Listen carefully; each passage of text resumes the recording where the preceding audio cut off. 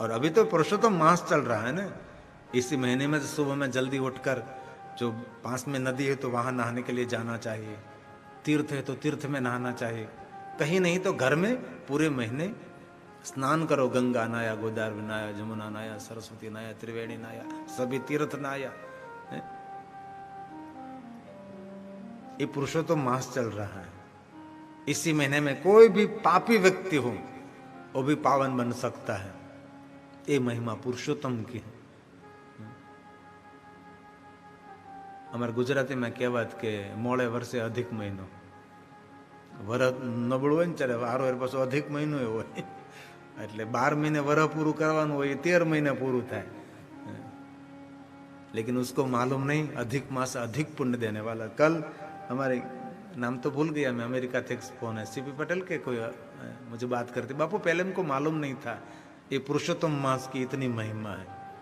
मैंने कहा साण मास का ही भाई समझो पुरुषोत्तम, पवित्र साण मास में शिव जी की साधना उपासना, और ये पुरुषोत्तम मास में भगवान पुरुषोत्तम की उपासना साधना, और बहुत सारी महिमा है पुरुषोत्तम महात्म्य की।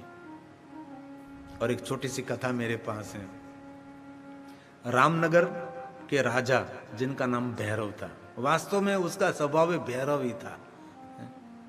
नगर का नाम कितना सुंदर, रामनगर। रामनगर के राजा भैरव राजा, लेकिन इतना निष्ठुर, दंड देने में कभी पीछे हट नहीं करता था, इसलिए पूरा राज्य उनसे थरथरता रहता था।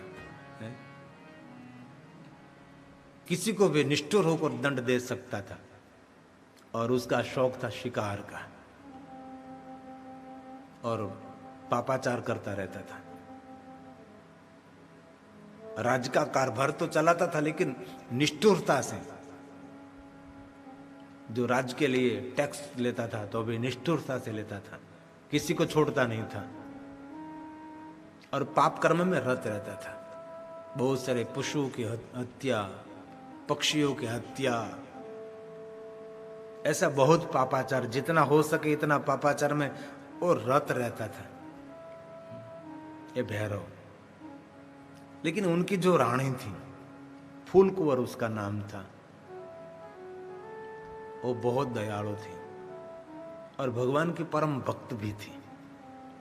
दिन दुखियों को बहुत मदद करती थी। देखो ये राजा बड़ा निष्ठुर और पापी दयाहीन, उसकी ही रानी ये फूलकुंवर, ये फूल जैसा ही उसका जीवन था, सुकोमल जीवन था, और को भी दिन दुखी आवे उनको बहुत मदद करती थी और बहुत सारे व्रत करती थी।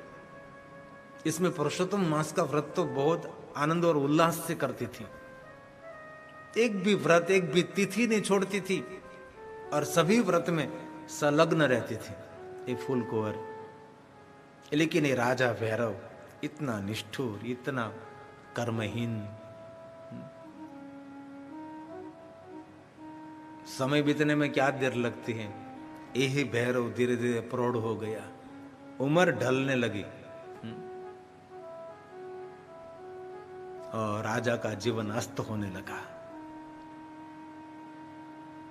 अब तो धीरे धीरे बहुत मानसिक तनाव, परेशानी, रात को नींद नहीं आता, आंख बंद करता है तो बहुत सारे पाप कर्म खुजते हैं, बहुत सारी हत्याएं की हुई सामने आती है। राजा दिन में भी नहीं सो सकता और रात में भी नहीं सो सकता। ऐसी हालत हो गई राजा की। प्रौढ़ अवस्था एटले 50 के ऊपर 55, 60, 65, नहीं युवान रहा नहीं वृद्ध हुआ।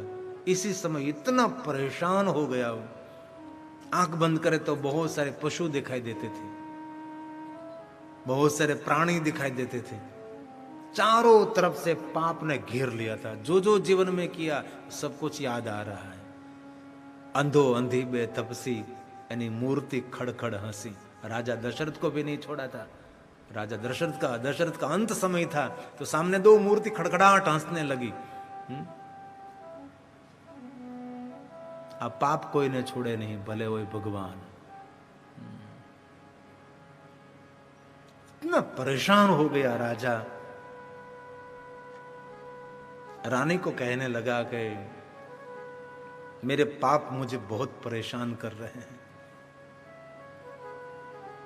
और ये पूरा राजपाट सब कुछ मैं कुंवर को सौंप दूं और मैं खुले पैर सब कुछ छोड़कर मैं जंगल में जाना चाहता हूं। मुझे कहीं जगह पर चैन नहीं पड़ता, मुझे कहीं शांति नहीं मिलती। अब युवानी में, किशोर अवस्था में जो पाप करते हैं ना, वृद्धावस्था में बहुत खुजता है। इसीलिए कर्म करने से बहुत सावधानी रखिए। जैसे उम्र बढ़ेगी वैसे पाप प्रकोप करेंगे, पाप की माया जड़ आपके आस पास घूमती रहेगी। ऐसे बहुत लोगों को मैंने भी देखा है। तो रानी ने कहा कि राजा, मैं तो पतिव्रता नारी हूं, जहां आप वहां मैं भी सादा वस्त्र पहनकर खुले पैर मैं भी आपके साथ जंगल में आऊंगी, सब कुछ छोड़कर। अंत में राजा और रानी ने निर्णय ले लिया, चलो आत्मकल्याण के लिए जंगल में निकल जाए, कहीं साधु संत का दर्शन होगा, ध्यान करेंगे, धर्म करेंगे। पहले तो बहुत कुछ कर लिया, अब पाप कर्म करके धर्म ध्यान करने निकला है। लेकिन रानी का बहुत पुण्य है, ये फूल कुंवर की बहुत पुण्य की ऊर्जा थी।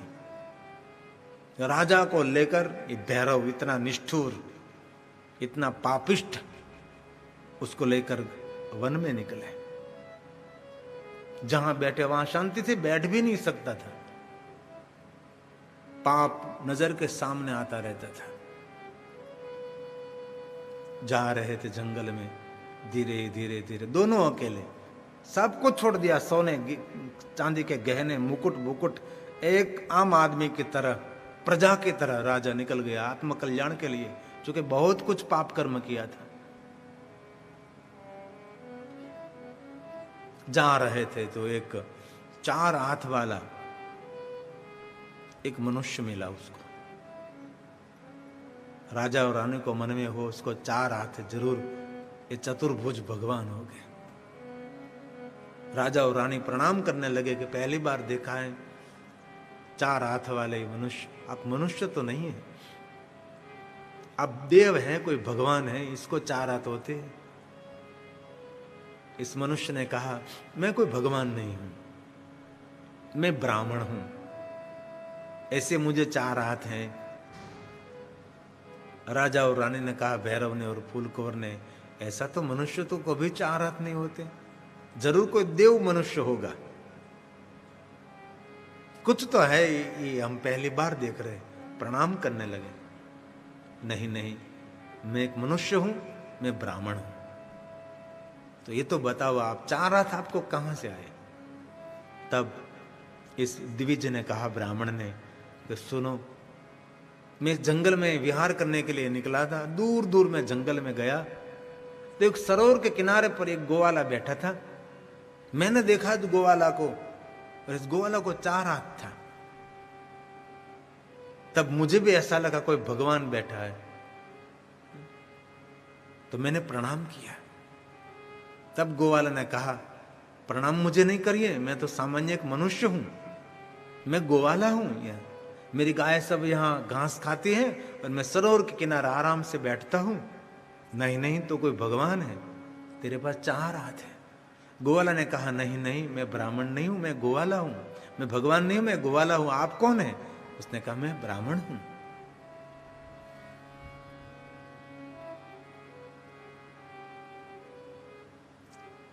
तो इस ब्राह्मण ने कहा, गोवाला, समझ में नहीं आता आपके पास 4 हाथ क्यों हैं? तब गोवाला ने कहा, सुनो राजा और रानी साहब, गोवाला ने कहा कि मैं यहाँ गायों चराता था और मैंने एक ब्रह्मदेव के मुख से सुना था कि भगवान पुरुषोत्तम का व्रत करने से भगवान पुरुषोत्तम का दर्शन होता है। तो मैं तो गायों चराने वाला गोवाल कैसे व्रत करूं, ये जो मुझे कोई मालूम नहीं, लेकिन मैंने पुरुषोत्तम भगवान का व्रत रखा। अभी तो आधा पुरुषोत्तम हुआ है, आधा पुरुषोत्तम बाकी है। तो मैं यहां गायों चारा बस जंगल में जा रहा था, तो यहां से दूर में गया जंगल में, तो कनक का पहाड़ मैंने देखा, सोने का पहाड़ देखा। ब्राह्मण ग्वाला को पूछने लगा कि अरे सोने का पहाड़ तो कभी देखा है? सुनो आप। और मैंने भी देखकर मन में ऐसा ही हुआ कि सोने का पहाड़ तो हमने कभी देखा नहीं। मैं भी अंदर जंगल झाड़ी पार करता करता सोने के पहाड़ के पास गया तो सीढ़ी थी, ऊपर मैं गया तो ऊपर पुरुषोत्तम भगवान का मंदिर था। और मैंने भगवान पुरुषोत्तम का दर्शन किया और दर्शन करते ही मुझे 4 हाथ हो गए। तब से मेरे पास 4 हाथ हैं।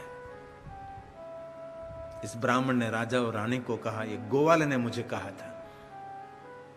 और मैंने गोवाले को रिक्वेस्ट की, प्रार्थना की कि मुझे भी कनक पहाड़ का दर्शन करना है। तो इस गोवाले ने कहा, जो पुण्यवान हो गए उसको दर्शन होता है, सबको कनक पहाड़ का दर्शन नहीं होता। और एक बात और कहूं, हिमालय में बहुत ऐसी रहस्य भरी हुई कहानी है।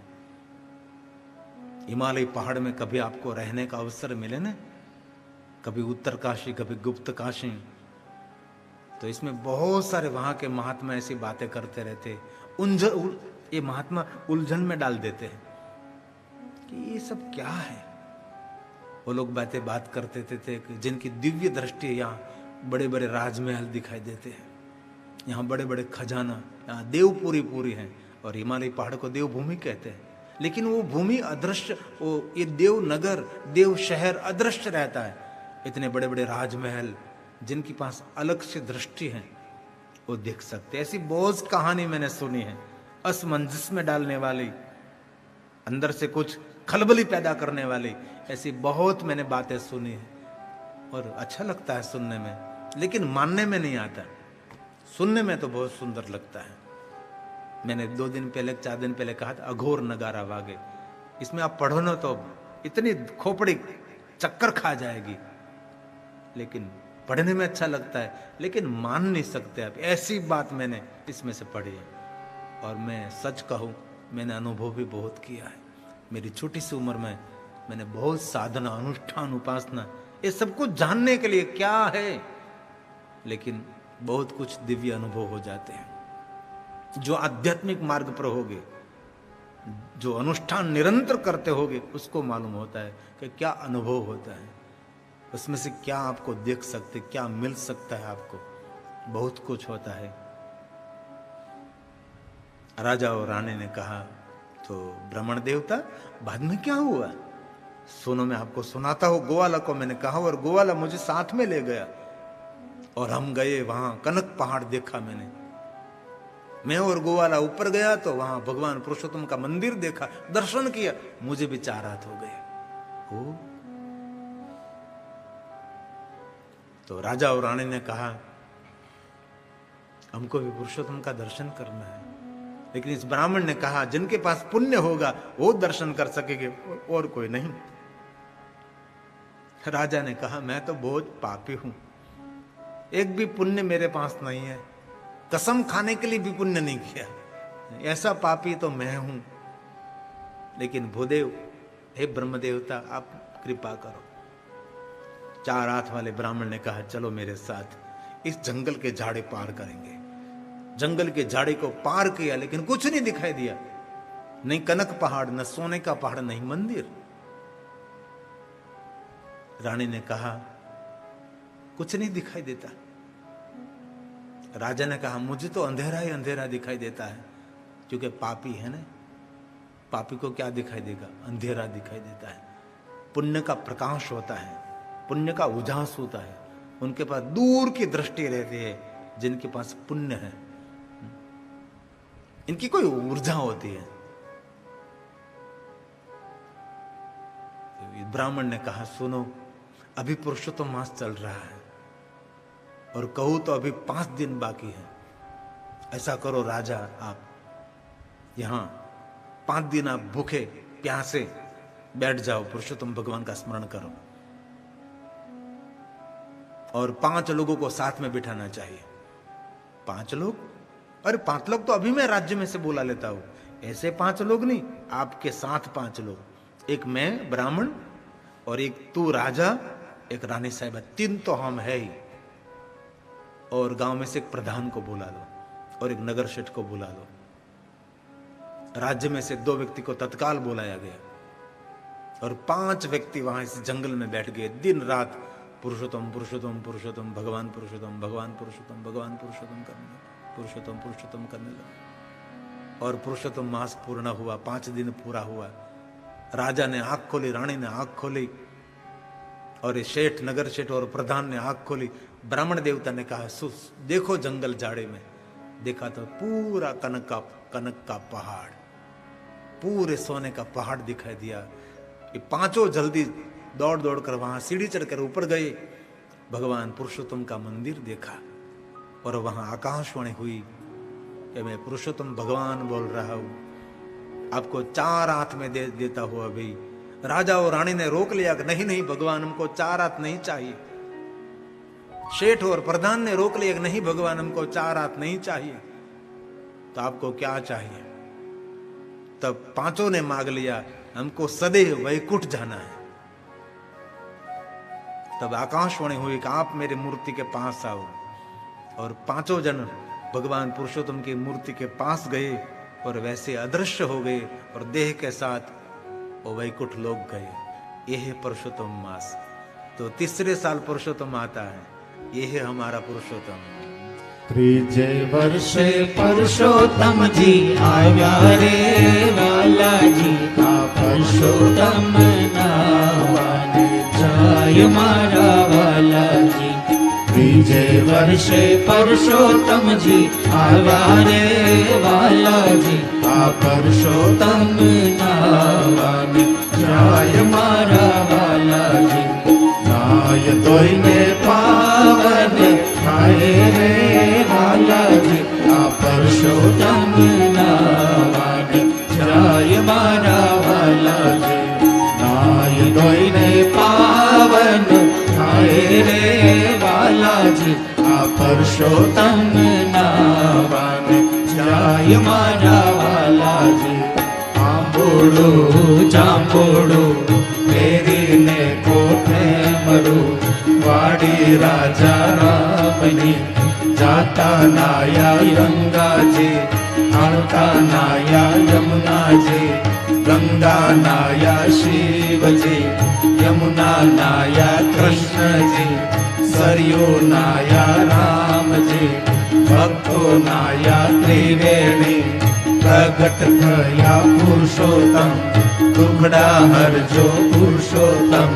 पुरुषोत्तम जय पुरुषोत्तम, आंबोड़ो जांबोड़ो तेरी ने कोठी बड़ो। वाड़ी राजा रामने जाता नाया गंगा जी, आता नाया यमुना जी। गंगा नाया शिव जी, यमुना नाया कृष्ण जी, सरयू नाया राम जी। भक्तो नाया त्रिवेणी, प्रकट थया पुरुषोत्तम, दुखड़ा हर जो पुरुषोत्तम। पुरुषोत्तम जय पुरुषोत्तम। तीजे वर्षे पुरुषोत्तम जी आया रे वाला जी, आ पुरुषोत्तम नावाने जाय मारा वाला जी। तीजे वर्षे पुरुषोत्तम जी आया रे वाला जी, आ पुरुषोत्तम नावाने जाय मारा वाला जी। नाय तोयने पावन आए रे वाला जी, आ पुरुषोत्तम नावाने जाय मारा वाला जी। नाय तोयने पावन आए रे वाला जी, आ पुरुषोत्तम नावाने जाय मारा वाला जी। त्रीजे वर्षे पुरुषोत्तम जी आया रे वाला जी, आ पुरुषोत्तम नावाने जाय मारा वाला जी। आ पुरुषोत्तम नावाने जाय मारा वाला जी, आ पुरुषोत्तम नावाने जाय मारा वाला जी। बोलिए पुरुषोत्तम भगवान। ऐसी बहुत छोटी छोटी उलझन में डालने वाली कथा होती है, ये पुरुषोत्तम मास की कथा है। ऐसी 30 कथा मेरे पास हैं जो अलग अलग भाव प्रकट करने वाली उलझन में डालने वाली कथा हो, इसमें बुद्धि नहीं लगानी चाहिए, बस ऐसे सुन लो और मजा करो यार। तो ये 12वां ज्योतिर्लिंग आपको मैं कहता हूँ, घुष्मेश्वर महादेव। अतः परम च घुष्मेशम् ज्योतिर्लिंग मृदाहयनम् तस्यैव च सुमहात्म्यं श्रूयतां ऋषि सतमा श्रूयतां ऋषि सतमा। दक्षिण दिशा में देवगिरी नाम का एक सुंदर पहाड़, जिन पहाड़ का नाम है देवगिरी, और देवगिरी पहाड़ पर सुधर्मा नाम का परम शिव भक्त ब्राह्मण, उसकी पत्नी का नाम सुदेहा जी। वो सुधर्मा, ये सुदेहा, उसको श्रेष्ठ धर्म प्रिय है, उसको देह प्रिय है, सुंदर देह उनको प्रिय है। सुधर्मा सुबह से लेकर शाम तक भगवान शिव जी की भक्ति में मस्त रहता था, और ये सुदेहा आपके देह को सजाने में पूरे दिन लगा देती है, जो कि उनको धर्म प्रिय है, उनको देह प्रिय है। एक कथा बड़ी सुंदर कथा है, और विवाह होने के बहुत समय निकल गया था, कोई पुत्र नहीं होता था, और सुदेहा कहीं जाती थे, लोग उसको टाना मारते थे, कहते थे तेरे पास तो पुत्र पुत्री कुछ नहीं है, तेरा तो मुख भी देखना नहीं चाहिए, तेरे घर का तो पानी नहीं पीना चाहिए, ऐसे लोग टाना मारते थे। और अभी का समय ठीक है, पहले के समय में तो बहुत बुरी हालत थी, लोगों का इतना गंदा व्यवहार था।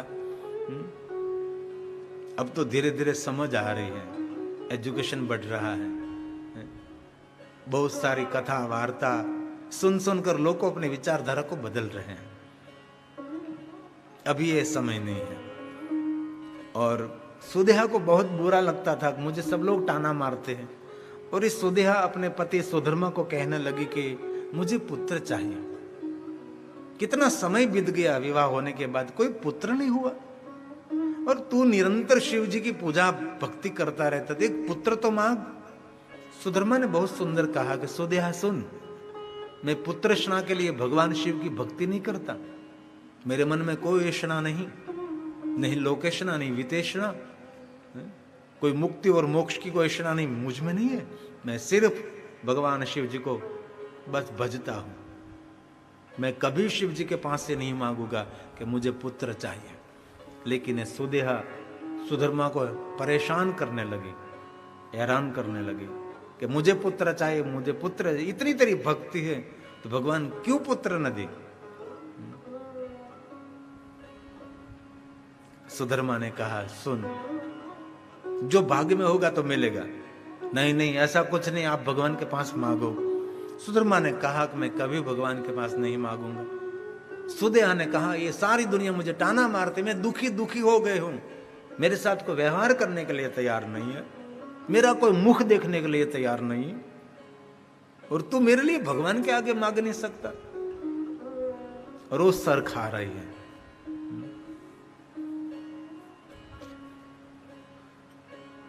ગુજરાતી में एक सूत्र है,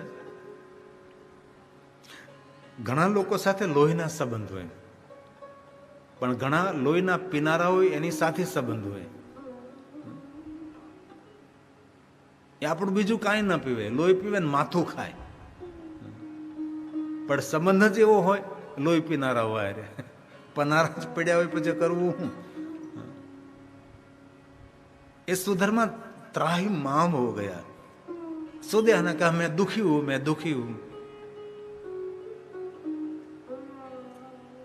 तब सुधर्मा ने कहा एक काम कर, कल मैं भगवान की पूजा में बैठूं, तब मैं भगवान के पास से 3 पुष्प लूंगा, और 3 पुष्प में से एक पुष्प में पुत्र संकल्प करूंगा, और जिस पुष्प में पुत्र संकल्प मेरा होगा वो पुष्प तेरे हाथ से तू उठा लेंगी तो तुझे पुत्र मिलेगा, और विपरीत पुष्प को जो आपने ले लिया तो आपको आशा छोड़नी पड़ेगी। कोई बात नहीं। और सुदेहा को तो कोई आध्यात्मिक कोई अंदर की आवाज तो उसके पास है नहीं। कभी कभी देखो अंदर की आवाज आती कि ये नहीं करना चाहिए। ये आवाज कौन सुन सकते हैं? जो आध्यात्मिक व्यक्ति है, वो अंदर की नाद, अंदर की आवाज सुन सकते हैं कि करना चाहिए नहीं करना चाहिए।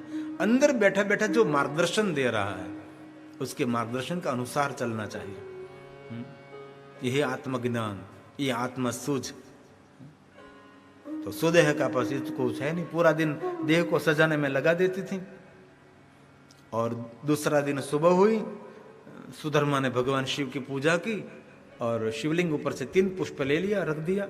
एक पुष्प में पुत्र संकल्प है। सुदेह आए और सुधर्मा ने कहा कि आज तेरे भाग्य का फैसला है, ले ले, पुत्र मिलना है तो आज मिल जाएगा, बाकी बात छोड़नी पड़ेगी आपको। और देखा पुष्प तो कैसे मालूम पड़े कि किस पुष्प में पुत्र संकल्प है।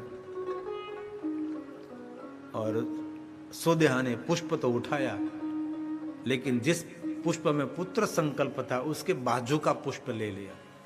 और सुधर्मा ने कह दिया कि तेरे भाग्य में नहीं है, भक्ति कर, भगवान शिव जी की भक्ति में मन लगा दे, हमारा तेरा मंगल हो जाएगा, तेरा जीवन सफल हो जाएगा।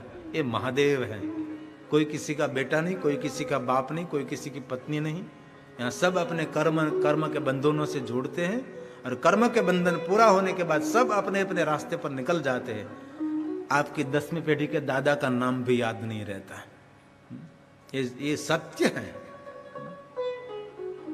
इसलिए भजन कर, भक्ति में अपना मन लगा दे। लेकिन सुदेहा थी, कोई मन नहीं भक्ति में, कोई प्रभु के तरफ उसका भाव नहीं था। खाती थी, पीती थी, सुंदर तैयार होकर सज धज कर रहती थी, बस। कोई जीवन की गंभीरता नहीं थी, जीवन की वास्तविकता से बहुत दूर थी वो। और कहीं लोग दुनिया में होते हैं जीवन की वास्तविकता से दूर रहते हैं, और कहीं लोग काल्पनिक दुनिया में जीते हैं। काल्पनिक दुनिया में मेहनत नहीं करते, लेकिन घोड़ा गढ़ते हैं मर्सिडीज कार का।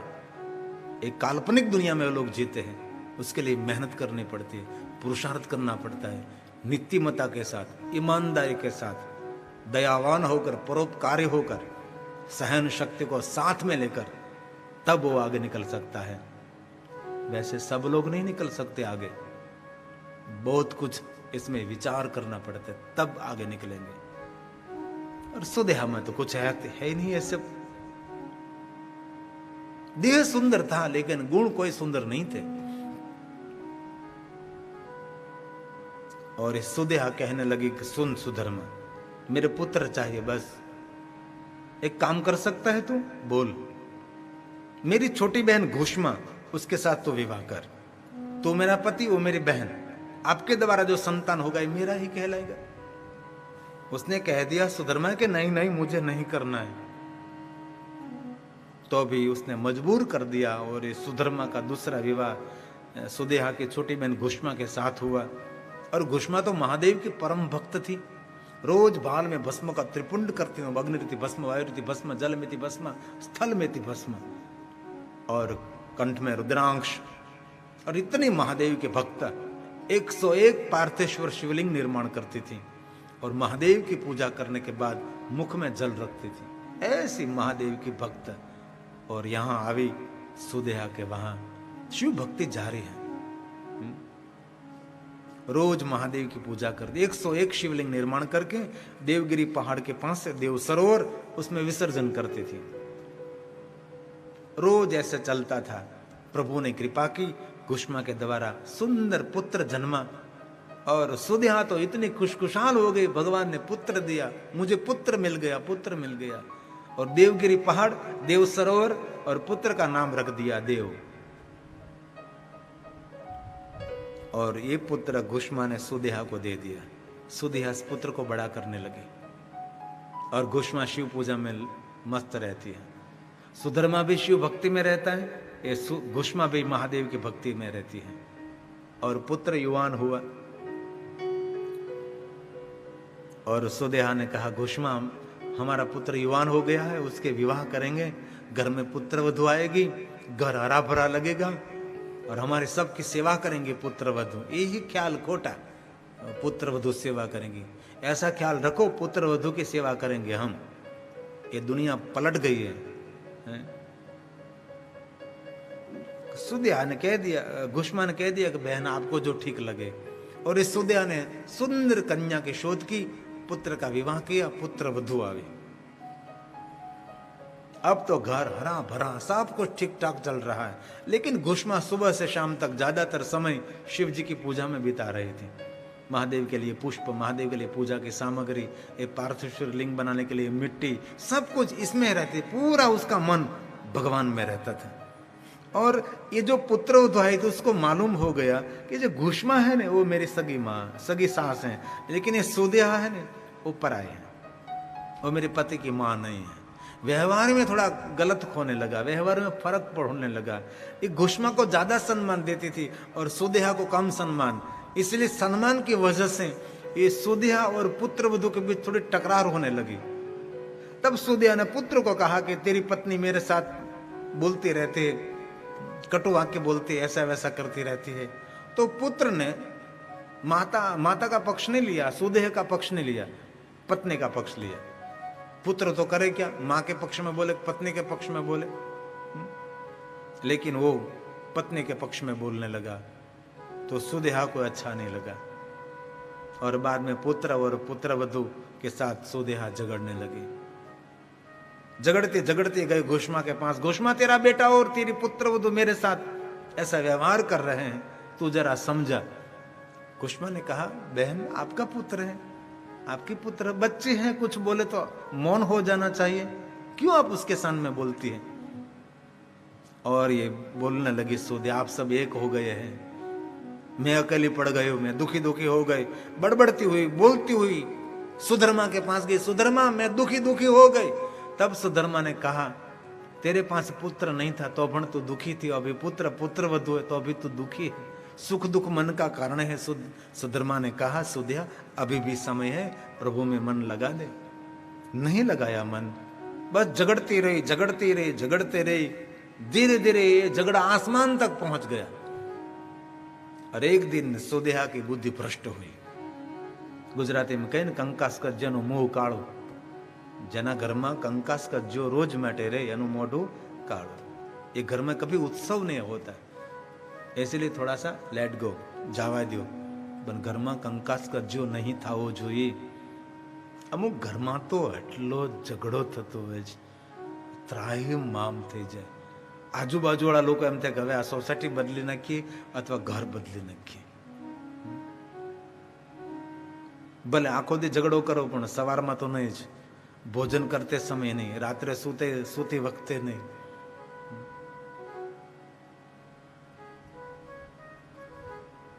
बैठक रूम में बसते हैं और बेडरूम में भसते हैं।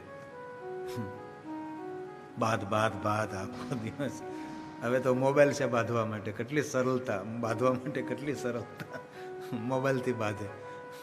એ તો સારું છે, મોબાઈલ ઘા નથી કરી શકતા, ન કરે સીધો ઠોકે મોબાઈલ। क्या दुनिया विपरीत हो गई। सुधर्मा ने समझाया, सुदेहा ने बात नहीं मानी, अंते त्राहिम माम हो गई।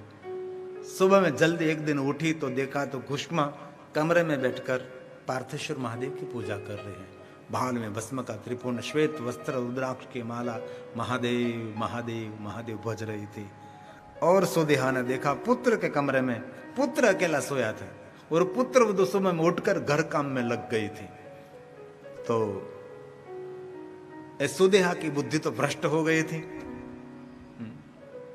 कहीं लोगों की बुद्धि भ्रष्ट हो जाती है, अपना और पराया कोई नहीं रहता, सबको खत्म कर देते हैं।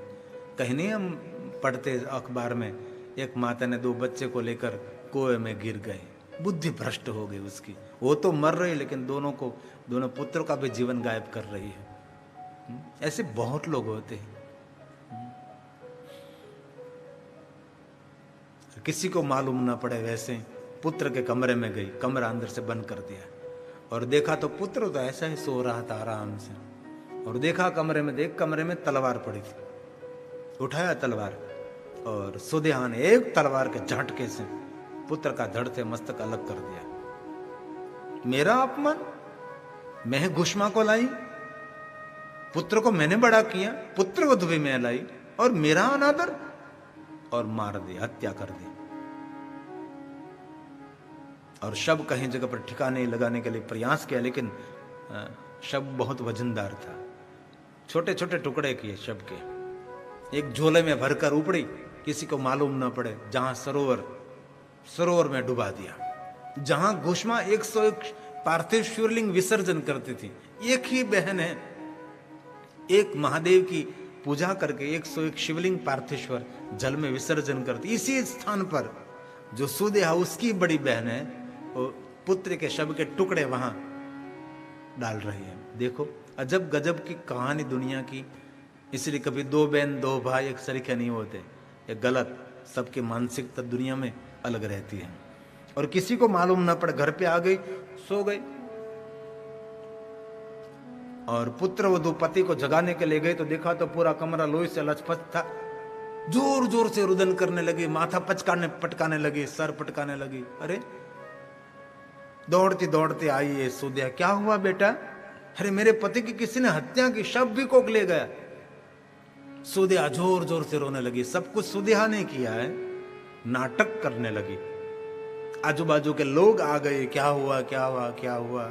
सुदेहा बोलने लगी, अरे पुत्र की हत्या हुई, घुष्मा कहाँ है? घुष्मा कहाँ? किसी ने कहा वो तो पूजा कर रही है। अरे ऐसी कोई माँ है? पुत्र की हत्या हुई, पुत्र वधू रो रही है और वो पूजा कर रही है। खटखटाने लगी। सुन लिया घुष्मा ने कि मेरे पुत्र की हत्या हुई है, और भगवान महादेव को कहने लगी, भगवान अब मैं पूजा छोड़कर जाऊंगी तो पूजा मेरी अधूरी रह जाएगी। ये पुत्र तो गया, वो फिर से मिलने वाला नहीं है। कुछ भी नहीं, निर्लेप होकर शिव जी की पूजा पूर्ण की। बाहर से इतना टाना, इतने गंदे गंदे शब्द सुन दे रही थी सुदेहा, लेकिन तो अभी मन को स्थिर रखकर भगवान की पूजा की। पूजा पूर्ण हुई और 101 पार्थिश्वर लिंग लेकर बाहर निकली, और सुदेहा नहीं बोलने जैसे शब्द बोलने लगी। तो कोई मां है? मौन रही। बहन तो कहते थे न कल तेरा पुत्र, मेरा पुत्र था ने, मुझे दुख होना चाहिए, आपको क्या दुख है? भगवान ने दिया था, भगवान ने ले लिया, सब उनकी लीला है, हम भी कल जाएंगे। बोलने लगी सुदेहा, देखो देखो ज्ञान की बातें देखो उनसे मुख से। पुत्र वधू रो रहे, पुत्र की हत्या हुई, वो ज्ञान की बातें कर रहे हैं। लेकिन एक घुष्मा कुछ भी नहीं बोली। 101 शिवलिंग लेकर सरोवर के किनारे पर पहुंची, देव सरोवर। बहुत लोग आए थे कुतूहल समझकर पीछे पीछे। लोगों तो देखने का आनंद आता है ना, आपके घर में कुछ ऐसा होगा तो लोग देखेंगे, हंसेंगे, आपकी भली बुरी बात करेंगे। इसलिए घर की बात दीवार के बाहर, दीवार भी न सुने, उसका ख्याल रखना चाहिए। लेकिन मंदबुद्धि कहीं लोगों को मालूम नहीं होता, घर की बातें फैला देते हैं। और सब लोग उनके साथ सरोवर के किनारे पर 101 शिवलिंग। घुष्मा ने कहा, भगवान कभी कुछ भी फरियाद नहीं की है, आज 101 शिवलिंग में विसर्जन करती हूँ। कभी मैंने मांगा नहीं, लेकिन आज मांगती हूँ, मेरा पुत्र किसी ने मार दिया है, मेरा पुत्र मुझे जीवित चाहिए। बस ऐसा कहकर 101 शिवलिंग सरोवर में विसर्जन किया, और सरोवर में से भगवान शंकर जी घुष्मा के पुत्र को लेकर बाहर निकले। ले घुष्मा, ये तेरा पुत्र है, मुझे आज्ञा दे, तेरी बहन सुदेहा ने तेरे पुत्र की हत्या की है, अभी मैं मार दूं। नहीं नहीं महादेव, मेरी बहन सुदेहा का मंगल करें, उस पर कृपा दृष्टि करके उनकी बुद्धि को आप सद्बुद्धि बनाओ।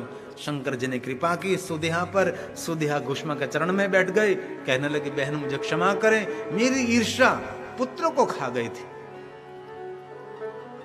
मैंने सब कुछ किया था। तब घुष्मा ने कह दिया, अरे बहन सुदेहा, सबके किस्मत में भाग्य में लिखा है, आपके हाथ से ये लिखा था, तो जो आपने ऐसा कृत्य मेरे साथ किया तो मुझे, हम सबको महादेव का दर्शन हुआ। भगवान शंकर ने कहा, धन्य है घुष्मा तू मांग। घुष्मा ने कहा, कुछ भी नहीं चाहिए भगवान, भक्तों के मंगल के लिए लिंग रूपेण है सतमहा अनुग्रह लोकानाम। घुष्मा के प्रार्थना से भगवान शंकर जी वहाँ लिंग स्वरूप में प्रकट रहे और सुंदर शिवलिंग प्रकट हुआ, और इसी लिंग का नाम है, बोलिए घुष्मेश्वर महादेव की। जो कोई मानो घुष्मेश्वर महादेव की कथा सुने, घुष्मे शाक्यं मेदं लिंगं नित्यं जातं मुनीश्वरा तद्द्रष्टा पूजित्वा हि सुख संवर्धते सर्व सुखम संवर्धते सदा। कितने सुंदर बात कही। सर्व सुखम संवर्धते सदा, सदा उसके सुख की वृद्धि रहेगी। जो घोषमेश्वर महादेव की कथा सुनेंगे उसको घोषमेश्वर महादेव की यात्रा का फल मिलेगा। सुंदर महिमा, ये हमारा 12वां ज्योतिर्लिंग घोषमेश्वर महादेव है। ऐसे बहुत सारे भगवान महादेव के लिंग स्वरूपों की कथा है। ये तो प्रधान मुख्य नहीं 12 ज्योतिर्लिंग मैंने आपको सुना दिया। अभी भी बहुत कुछ कथा है। अलग भगवान शंकर जी की बहुत सारी कथा है। शंकर जी की पूजा की महिमा है, विष्णु के शिव भक्ति की महिमा है, बहुत सारे महात्माओं की शिव भक्ति और पूरी रुद्र संहिता। इसमें सृष्टि खंड, सती खंड में सती के जन्म की कथा, सती के तप का वर्णन, शिव और सती का विवाह, शिव और सती का विहार, और सती ने देह का त्याग किया हिमालय के वहां पार्वती, शिव पार्वती के सुंदर जीवन चरित्र की कथा, और शिव पार्वती विवाह की कथा, भगवान कार्तिकेय की कथा, गणेश जी की कथा, और बहुत सारी भगवान शंकर जी की कथा। सभी कथा को मैं प्रणाम करता हूँ। साध है शिव महापुराण का 24,000 में अंतिम श्लोक है। ये हर श्लोक कथा के विराम में हम बोलते हैं, ये तो शिव पुराणस्य शिव पुराणस्य वक्तुः श्रोतुश्च सर्वदा सगणः ससुतः सांब शंकरोतु स शंकर शंकरोतु स शंकर। भगवान महादेव सबके जीवन में शांति की स्थापना करो, ऐसा भाव प्रकट किया है। भगवान व्यास ने हमारे लिए प्रार्थना की। तो 7 दिन मैंने जो कथा की वो कथा का पुण्य बाय मंत्र आपको समर्पित, और आपके जीवन में ऊर्जा रहे, उल्लास रहे, आनंद रहे, परोपकारी जीवन बने, ऐसा बहुत दिल से मैं प्रार्थना करता हूँ। और आज मैं कथा को विराम देने के लिए जा रहा हूँ। कल दूसरे जजमान के माध्यम से कथा की फिर यात्रा करेंगे। 7 दिन के कथा के जजमान श्री रहें, और लगातार हम नए चरित्र रोज आपके समक्ष कहने का प्रयास करते रहें।